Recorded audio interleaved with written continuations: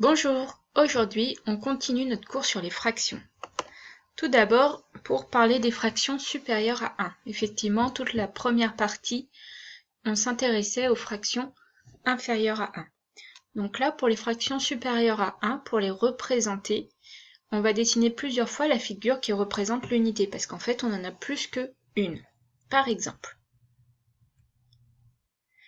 ici, donc chacun de mes disques représente l'unité. D'accord? Donc en fait, ici j'ai une unité et j'en ai une deuxième qui n'est pas entièrement coloriée.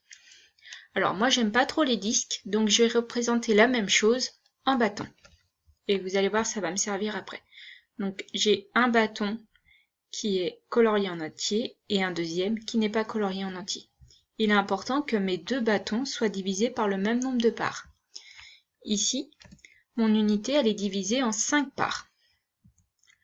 Donc l'unité est partagée en 5, donc le nombre du dénominateur, c'est-à-dire le nombre en dessous de ma fraction, est 5.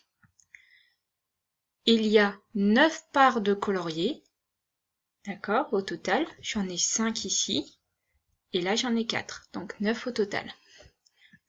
Donc la fraction coloriée représente 9 cinquièmes. J'aurais pu dire aussi que j'avais 1 plus, et ici j'ai quoi? J'ai 4 cinquièmes, donc 1 plus 4 cinquièmes. Alors cela va nous servir pour placer des fractions sur des demi-droites graduées. Par exemple, pour lire l'abscisse d'un point A sur une demi-droite graduée, alors l'abscisse, je vous rappelle, c'est l'endroit où il se trouve sur la demi-droite. Donc pour lire cette abscisse, je vais déjà regarder en combien de parties est découpé un segment unité. Un segment unité, c'est la longueur entre deux nombres entiers consécutifs, donc entre 0 et 1, ou entre 1 et 2, entre 2 et 3, ou entre 44 et 45 par exemple. Ce nombre de parties, ça va me donner le nombre qui se trouve au dénominateur de ma fraction, c'est-à-dire en bas de ma fraction. Et après, je vais compter le nombre de parts entre le 0 et le point dont on cherche l'abscisse. Donc ici, entre 0 et A, je compte le nombre de parts.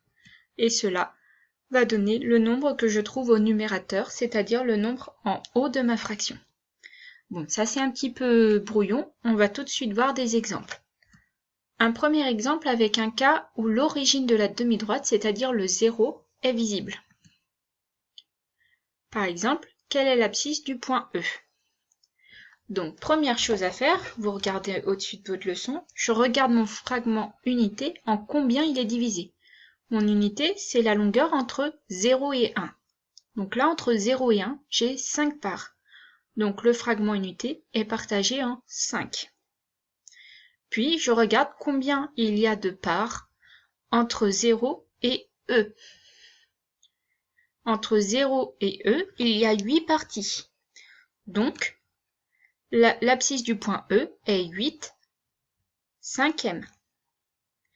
Je pourrais aussi dire que c'est 1 plus 1, 2, 3, 3 cinquièmes.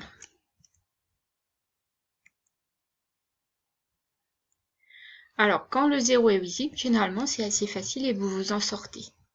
Maintenant, voyons un deuxième cas où le 0 n'est pas visible. Donc, on ne voit pas l'origine de la demi-droite. Par exemple, ici, quelle est l'abscisse du point I? Alors là, comme fragment unité, je vais prendre entre 2 et 3. Combien il y a de parts? J'aurais pu prendre aussi entre 3 et 4. Normalement, je retrouve le même nombre. Donc là, j'ai 10 parts. Donc chaque unité est divisée en 10. Donc combien j'ai de parts avant d'arriver ici à mon 3? J'en ai 10 entre 0 et 1, 10 entre 1 et 2, et 10 entre 2 et 3. Donc au total, j'en ai 10, 20, 30. Il y a 30 parties entre le 0 et avant le 3, car 3 fois 10, ça fait 30, et qu'il y avait 10 parts à chaque fois. Et après là, pour arriver jusqu'au I, j'en ai combien entre le 3 et le I? Il y a 8 parties entre le 3 et le 8. Donc au total, entre mon 0 qui se trouve quelque part par là et mon I, j'en ai combien? J'en ai 30. plus 8, ce qui me donne 38. Il y a donc 38 parties entre le 0 et le i. Donc, j'ai 38 petites parties et chaque fragment unité est divisé en 10. Donc 38, c'est le nombre de mon numérateur. 10, c'est le nombre au dénominateur. Donc, l'abscisse du point I est 38 dixièmes. Je pourrais également dire que j'ai 3 unités plus 1, 2, 3, 4, 5, 6, 7, 8 petits bouts. Et chacun de ces petits bouts, c'est un dixième. Donc j'ai 8 dixièmes. Donc j'ai 3 unités plus 8 dixièmes.